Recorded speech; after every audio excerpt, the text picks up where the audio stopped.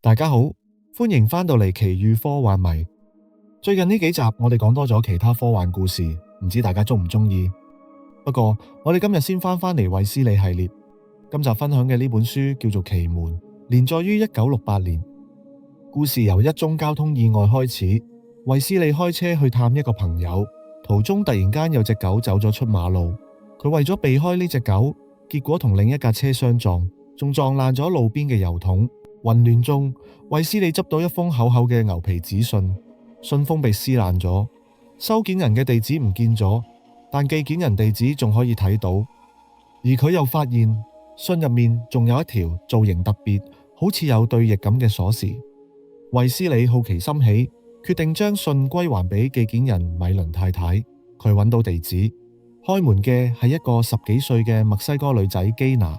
基娜話米倫太太已經喺半年前死咗，呢封信係佢臨終前託基道太太同基娜寄出，但佢哋拖咗半年先寄。衛斯理同基道太太傾談期間，發現基道太太手上戴住一隻極品紅寶石戒指，絕對係價值連城。佢又睇到米倫太太留低嘅遺物入面有一個暗紅色精美木箱，同埋一尊古怪嘅雕像，而木箱入面有啲色彩繽紛嘅質感同刻住奇怪符號嘅銅片。衛斯理偷偷拎走一塊銅片研究，跟住基道先生回憶起10年前第一次見到米倫太太嘅情景。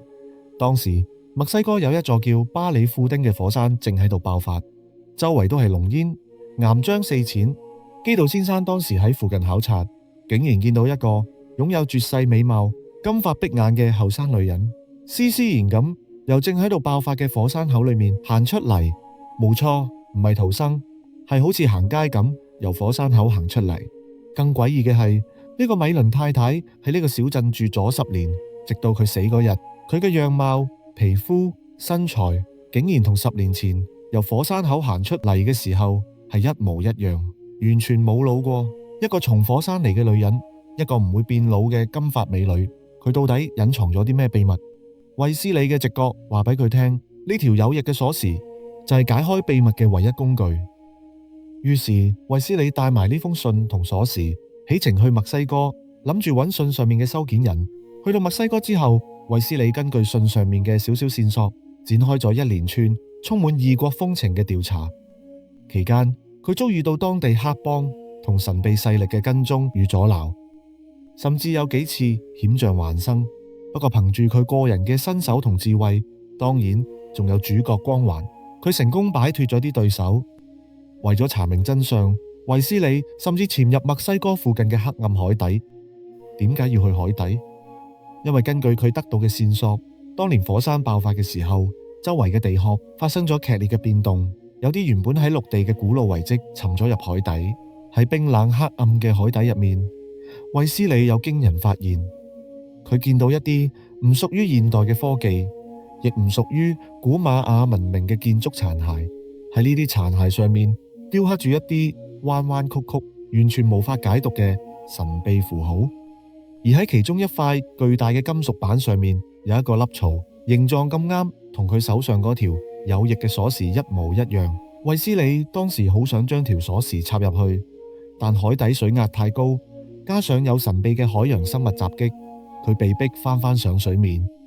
不過呢個發現證實咗一件事，米倫太太嘅背後隱藏住一個超越人類想象嘅超高科技文明，而呢一切嘅源頭依然指向當年嗰座火山巴里富丁火山口。經歷咗重重嘅險阻，衛斯理終於一個人攀登咗上去呢座火山口嘅內部。喺呢個火山口死寂同埋充滿硫磺味嘅底部，衛斯理撥開咗嗰啲岩漿冷卻後嘅焦土，終於見到咗成個故事嘅核心，一道巨大唔知用咩做成嘅合金金屬大門。呢道門就係呢本書嘅書名《奇門》。大門嘅中間有一個精細嘅鎖孔，當時衛斯理心跳加速，攞出咗嗰條鎖匙，輕輕插咗入去。呢道封晒塵嘅門就慢慢大開。呢道奇門打開之後，見唔到任何金銀珠寶，亦見唔到咩怪物，只係見到一個極度現代化、充滿無數儀表板同控制桿嘅空間。呢度竟然係一部高科技嘅升降機。睇到呢度，我即時諗起大廈本書入邊嗰部去異度空間嘅升降機。升降機落到底部就去到一艘隱藏喺火山內部嘅太空船嘅控制艙。喺呢度，衛斯理揾到咗米倫太太留低嘅日記同最後錄音，結合之前信件嘅內容，一個震撼、孤獨而又悲慘嘅真相，終於好完整咁樣展現喺衛斯理面前。原來米倫太太同佢嘅丈夫米倫先生確確實實係地球人，但係佢哋唔屬於我哋呢個時代。唔知幾時佢哋嘅文明已經發展到可以進行接近光速嘅星際航行。當時米倫夫婦諗住要探索一下呢個宇宙，於是乎就駕駛太空船離開地球，前往遙遠嘅外太空。米倫夫婦喺全自動導航嘅太空船入面，感覺只係僅僅用咗幾年嘅時間就完成咗成個太空探索，好開心咁跟住導航坐標返回母星地球。當太空船穿過大氣層降落喺墨西哥嘅火山口時，咁啱遇到火山爆發，米倫先生不幸喺降落過程中重傷死咗，得返米倫太太一個人。當米倫太太走出火山口睇到呢個世界嘅時候，佢徹底咁絕望。佢熟悉嘅高科技城市唔見晒，亦見唔到熟悉嘅人，取而代之嘅係我哋呢班喺佢眼中好似原始人咁嘅現代人類。最後喺無盡嘅孤獨同哀傷中，米倫太太喺半年前默默咁離開人世，結束咗佢孤寂嘅一生。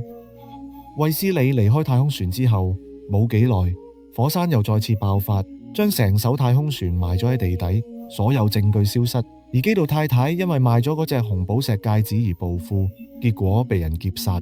基娜就從此下落不明。故事就喺呢度完結。衛斯理諗咗好耐都諗唔通，米倫夫婦確實係由地球出發去太空探索，而終點亦都係地球。但點解佢哋返到地球嘅時候唔係佢哋原本出發嘅嗰個地球？最後佢去美國同一位有豐富太空知識嘅朋友討論，佢有兩個假設。